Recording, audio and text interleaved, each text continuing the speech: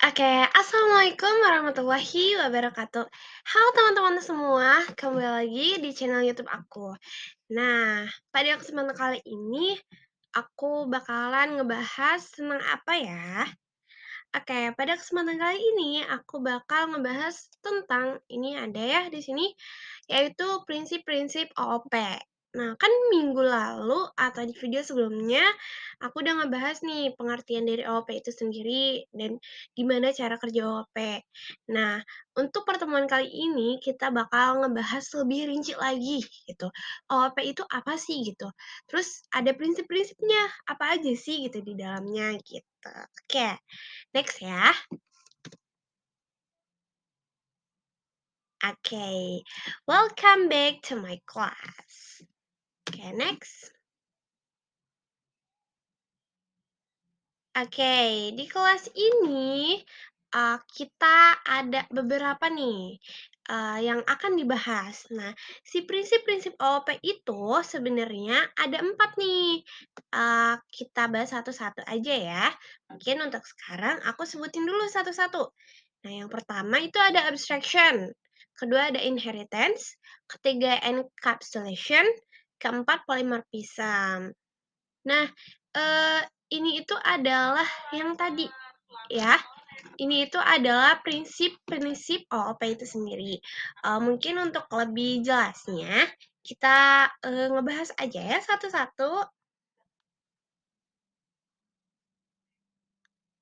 Oke, kita bahas satu-satu dulu. Next.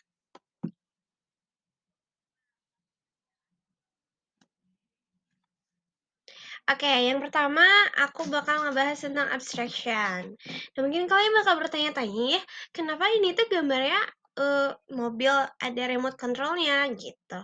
Nah, di sini aku ngambil apa ya? Contoh mungkin. Nah, karena aku tuh mau ngambil analogi si mobil remote control ini untuk kita ngebahas si abstraction ini gitu.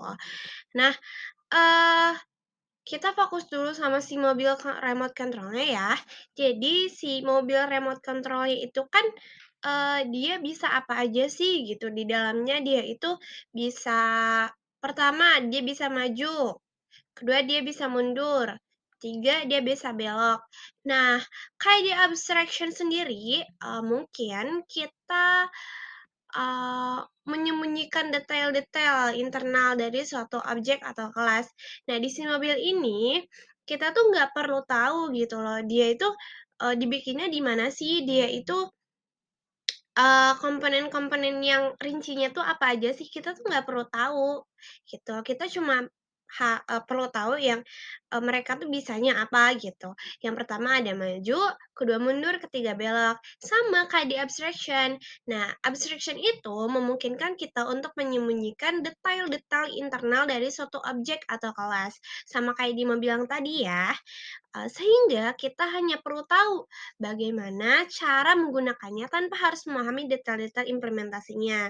Nah, di abstraction sendiri itu kita hanya perlu tahu nih mereka tuh bisanya apa, terus, kelasnya apa. Kita nggak perlu tahu, mereka tuh detail serincinya tuh kayak gimana, kita nggak perlu tahu. Karena yang akan kita gunakan adalah si, metode-metodenya gitu loh, kita bisanya apa aja, kayak gitu.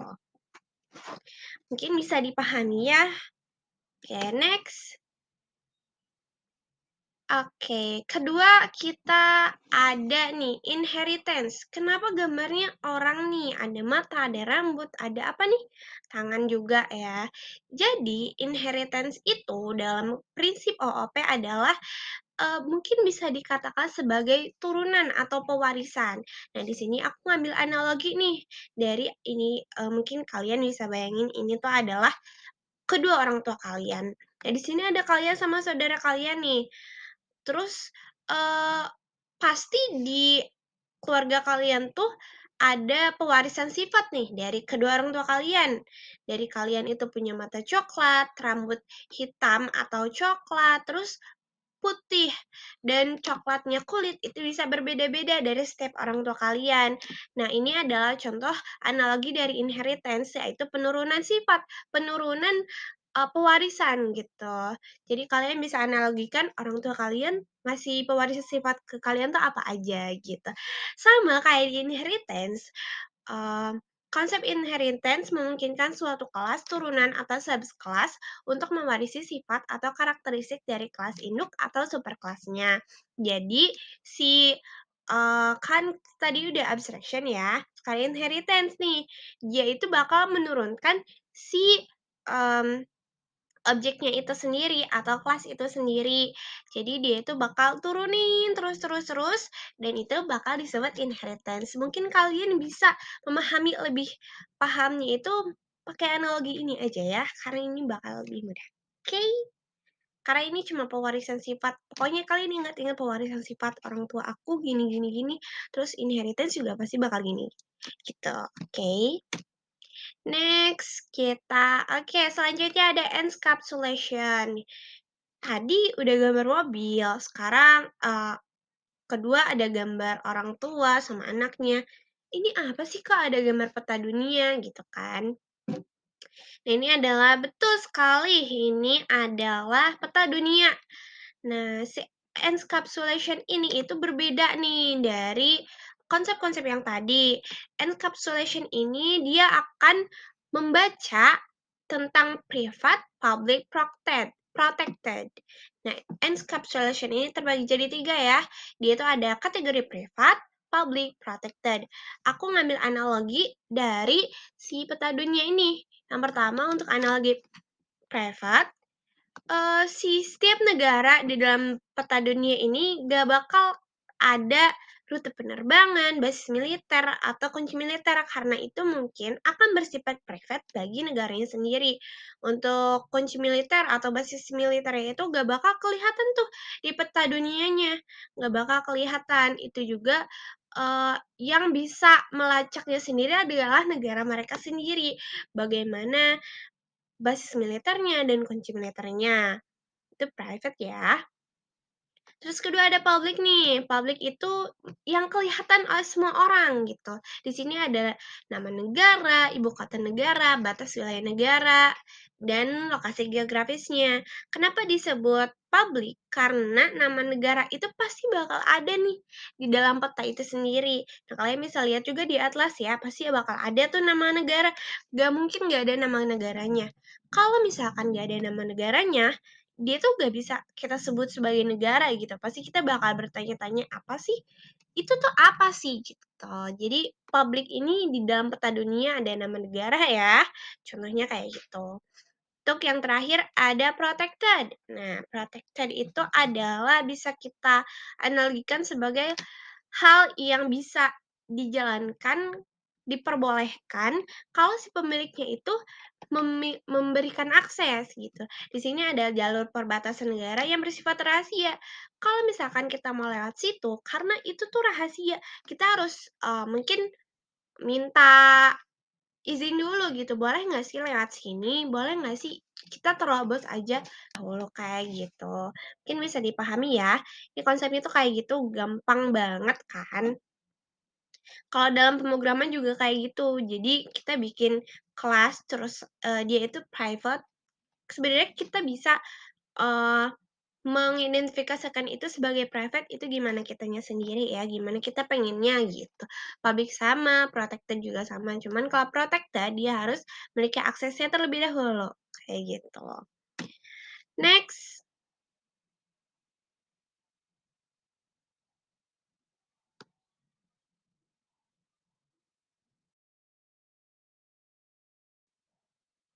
Oke, yang terakhir ada polymorphism.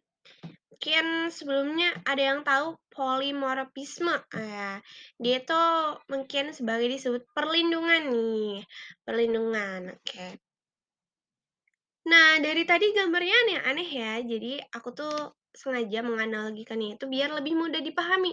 Nah, untuk si polimorfisme ini, aku analogikan ini anak-anak tuh lagi di toko mainan. Nah, di sini ada mainan nih banyak, ada robot, Lego, tembakan air, masak-masakan, kereta, kereta mainan, dan boneka. Lucu banget ya.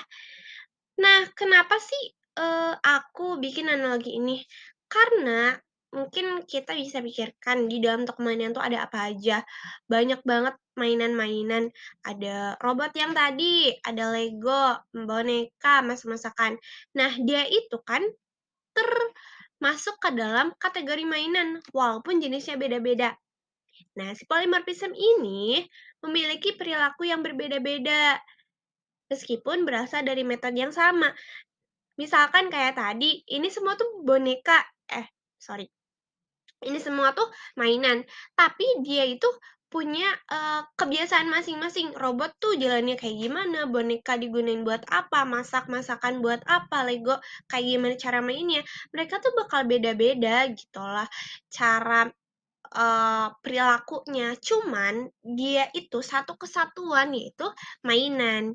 Jadi kalau misalkan dalam OOP, polymorphism itu adalah memiliki perilaku yang berbeda-beda meskipun berasal dari metode yang sama, atau bisa kita sebut sebagai banyak ragam, karena dia itu banyak sekali ragamnya, cuman metodenya itu yang sama. Oke.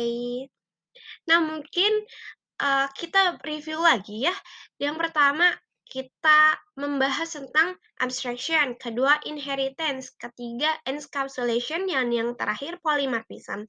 Aku biasanya menyingkat ini itu dengan kata-kata yang gampang dan mudah banget untuk diingat, yaitu AEP, abstraction, polymorphism, encapsulation, dan inheritance. Sebenarnya keempat ini tuh kalau misalkan nggak terurut juga nggak apa-apa karena mereka punya kelebihannya masing-masing. Cuman di sini di PPT-nya aku bikinnya tuh kayak gini gitu. Terus juga tadi banyak analogi-analogi yang seru ya, supaya, kalian